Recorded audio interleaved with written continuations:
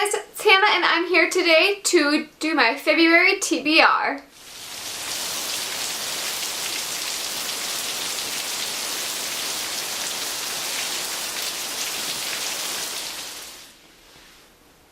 So this month for February, I'm going to do things a little differently. So one of my favorite things to do with my reading in general is to join a Goodreads group. Now if you haven't done this yet, definitely check it out. I will invite you to mine. This is me inviting you to mine. Someone friended me on Goodreads and I was stalking them, and because it would come up on my newsfeed of them commenting on groups, and I had never been a part of groups, and this has been probably like since last year, and I got interested, so I started stalking this random person and found the group that she was in, looked into it and loved it, so I joined it and I've been doing it since then.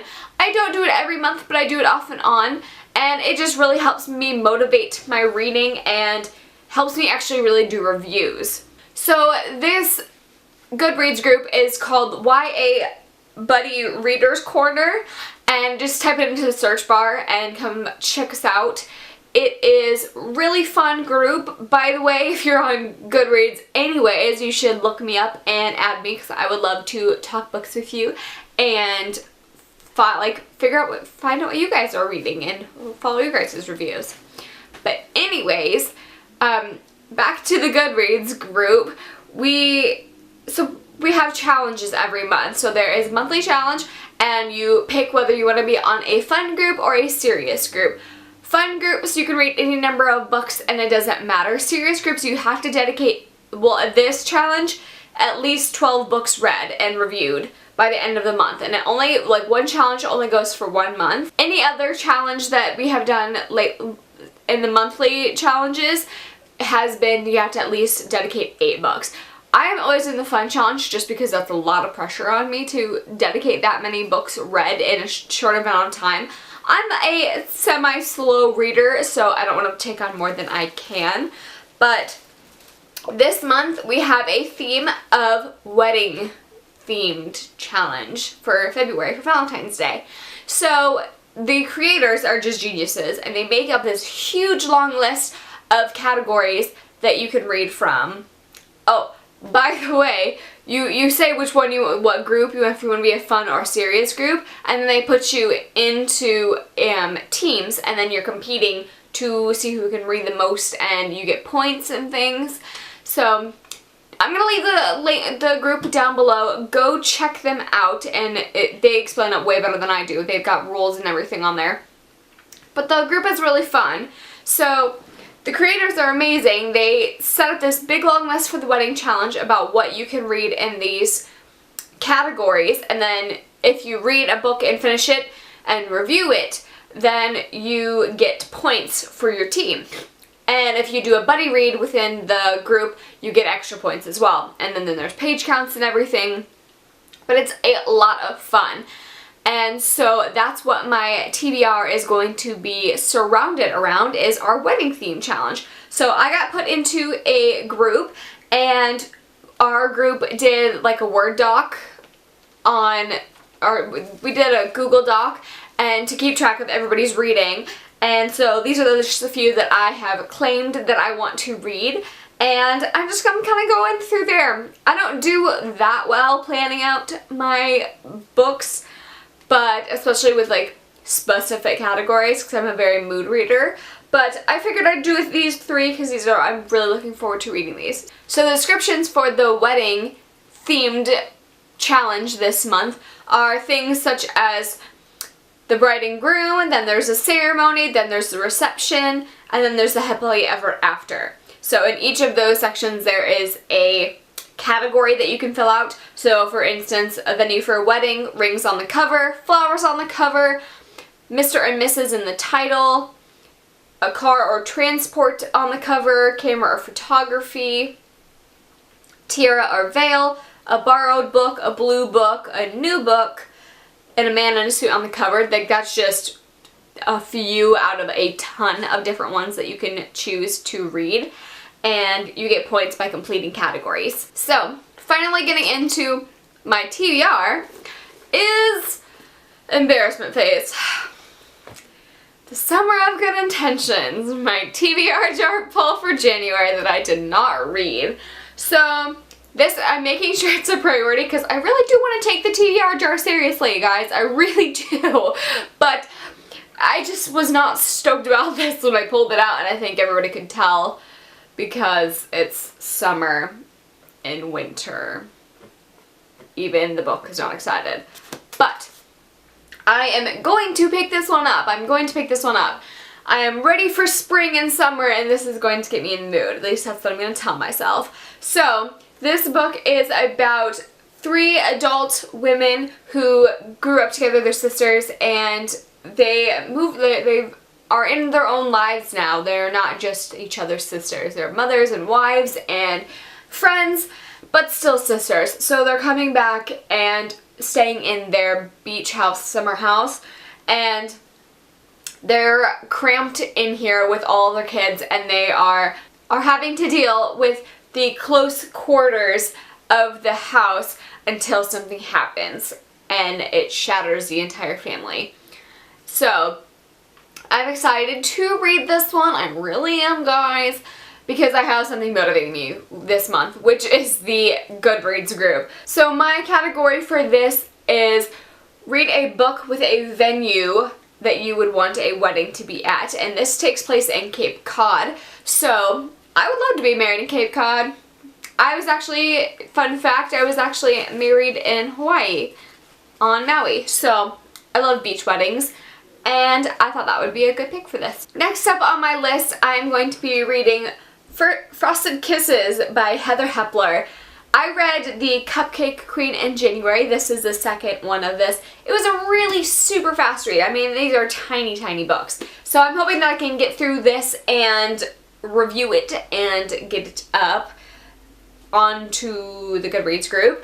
And this one for this category is cake or food on the cover, and it's got a little cupcake on there, and it's set in a bakery, and it's just, I think, gonna be a cute story. I mean, look at how adorable that cover is. How can this story not be cute? If this story ends in heartbreak, all shall be lost. Like, you will hear my rant about this, because very misleading. Also, I wanted to mention, I forgot to say this earlier, with this, it really helps me do reviews on Goodreads, which is really good, because to get your full points to make sure that you are actually reading the books that you say you're reading, you have to give 4 details about the book. Like, either give 4 status updates that are detailed or give a full review of the book. So it actually makes me write the reviews.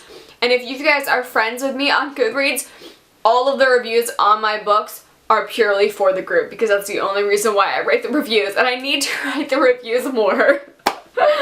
So, another reason why I love this Goodreads group. And next up on my TBR, I plan on reading The Glass Kitchen by Linda Francis Lee, and I just picked this up at the my library. I love my library. They have got just such a wide selection, and it's like 3 stories tall. I love my library.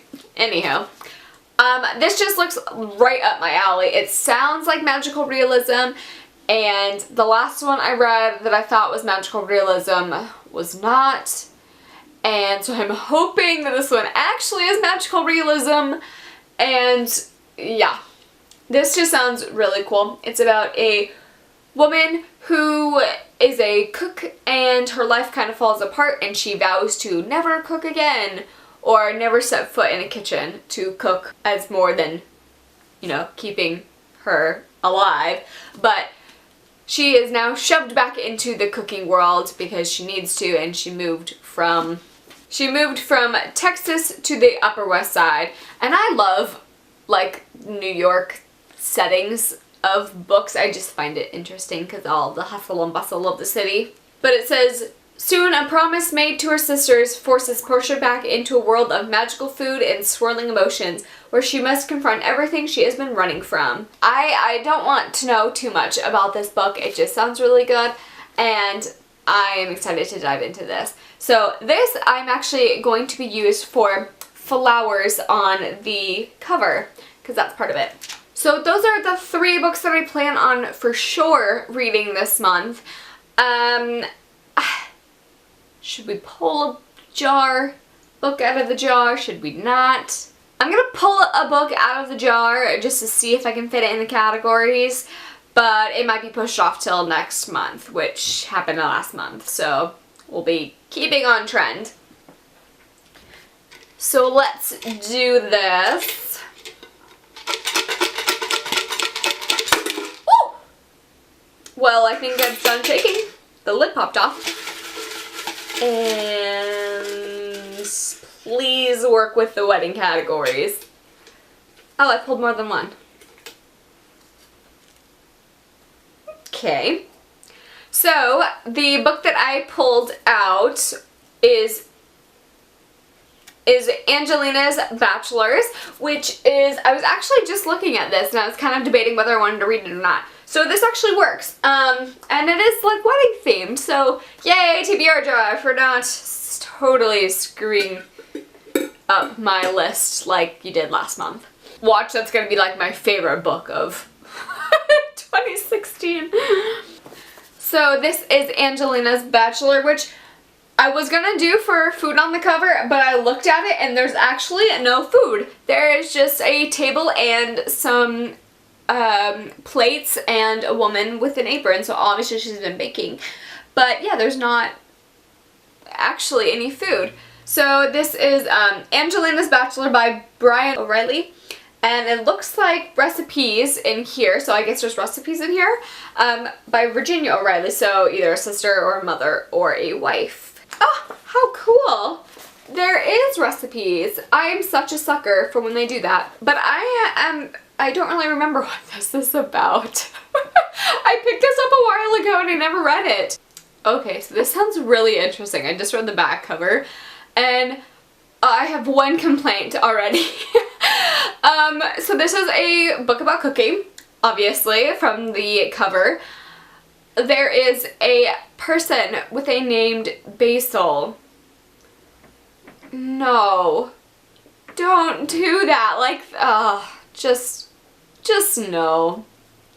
But listen to how cute this story is. Retiree Basil Cupantino, who has just moved in with his kindly sister across the street, is positively smitten with Angelina's food.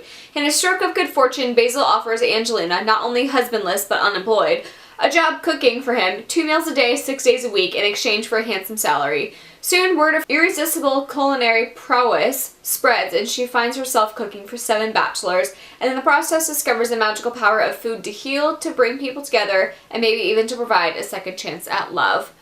So, it's obviously a contemporary. It's a cooking contemporary. I'm going to love it. I feel like I did not start off my January month very well with books, so yeah, I'm just itching for a really good read that I can dive into and just love with all of my heart. So hopefully one of these will take the cake. I think my odds are pretty well stacked. So those are the books that I am reading for February. I will keep you guys updated on Twitter and Instagram and Goodreads. If you guys want to follow me down below, I will totally link all of my stuff. Shameless plug there.